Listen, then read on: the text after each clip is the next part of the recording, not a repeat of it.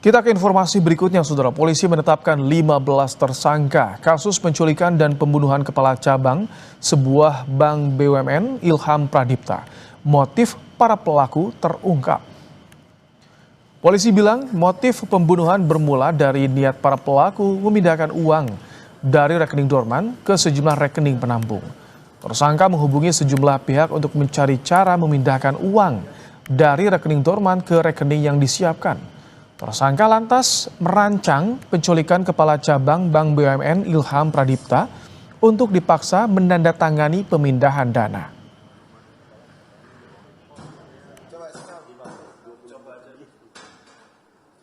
Para pelaku melakukan perbuatannya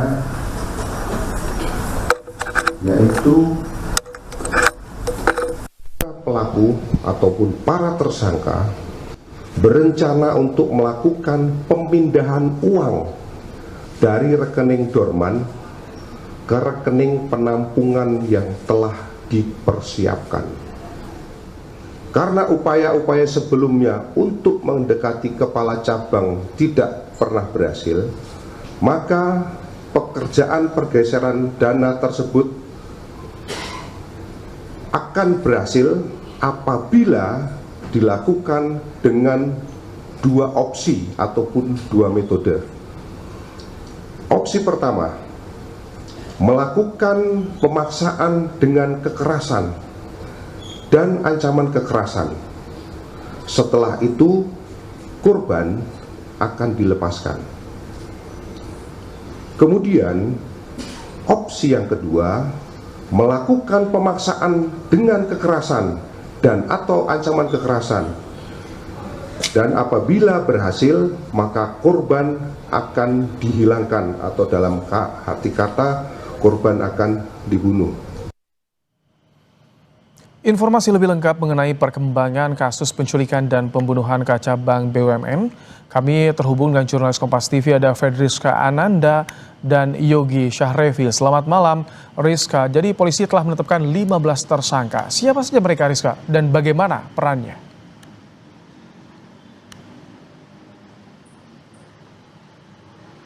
Ya, Ibrahim, selain juga mengungkap 15 tersangka, namun yang menjadi menarik dari rilis yang dilaksanakan oleh Polda Metro Jaya pada sore hari ini, maksud kami, adalah yang pertama ini mengungkap motif terkait dengan alasan pembunuhan ataupun dilakukannya pembunuhan terhadap mantan kepala cabang Bank BUMN ini. Dan yang kedua adalah keterlibatan dari anggota TNI. Inilah tadi bisa kami himpun dari press release yang dilaksanakan oleh Polda Metro Jaya pada tadi sore hari, di mana dari ke-15 tersangka yang merupakan orang sipil ataupun masyarakat sipil ini, mereka dikategorikan dalam 4 klasterisasi, di mana kalau misalkan kami catat begitu ya, ini ada klasterisasi kemudian untuk aktor intelektual, kemudian juga eksekutor pengintaian, kemudian untuk eksekutor penculikan, dan yang terakhir adalah eksekutor untuk melakukan tindak kekerasan. Sehingga memang dari 4 klasterisasi ini, polisi kemudian menetapkan setidaknya ada 15 orang tersangka, Ibrahim, terkait dengan hal ini. Nah, yang menjadi menarik adalah tadi dalam rilis yang dilaksanakan oleh Polda Metro Jaya adalah menggandeng juga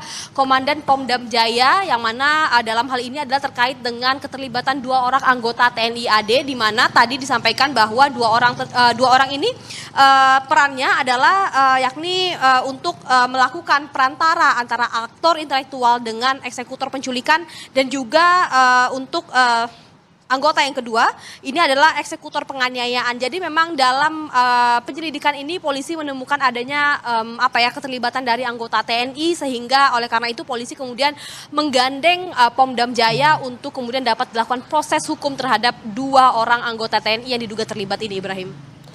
Rizka, kemudian juga ini apakah semua tersangka sudah ditangkap, karena ada informasi satu masih buron?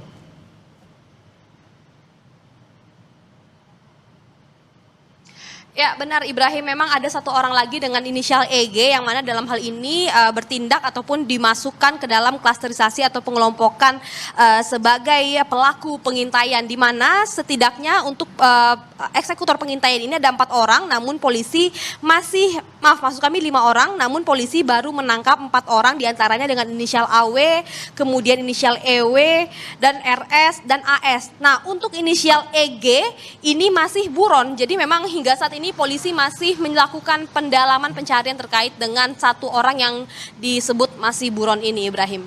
Tapi keberadaan pelaku ini sudah diketahui oleh polisi, Ferdiska.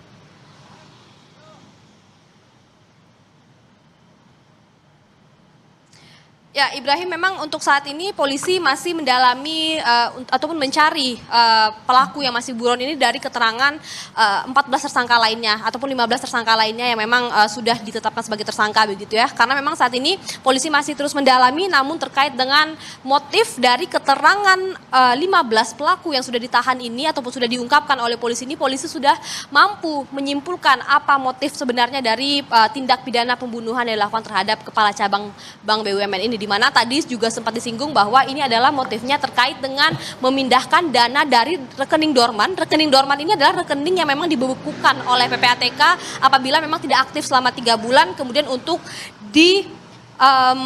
untuk disalurkan kepada rekening-rekening penampung lainnya, sehingga memang dalam hal ini polisi masih juga mencari tahu apakah kemudian untuk rekening ini apakah juga ada tindak pidana lainnya. Tentu ini masih didalami sembari juga mencari 1 orang yang masih buron saat ini.